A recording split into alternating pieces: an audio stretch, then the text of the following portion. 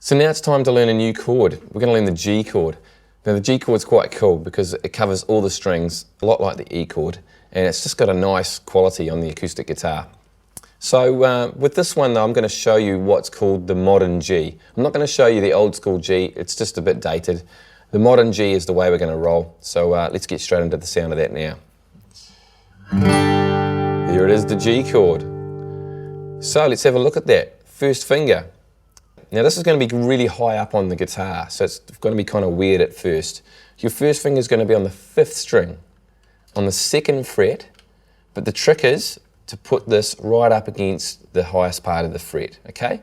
Here's the middle of the fret. We want to put it at the highest point of the fret, which is closest to you, literally touching the steel part of the fret. That's going to be the trick to getting this chord really, really good. If you've ever got a problem with this chord, first check out where that first finger goes. Nice, and push straight down on that note. 2nd finger now. It's going to go above that string on the 6th string. On the 6th string, on the 3rd fret. Around about the middle or the higher part of the fret is the ideal place for that. If you've got littler fingers and you can only get it to about here, that should be fine.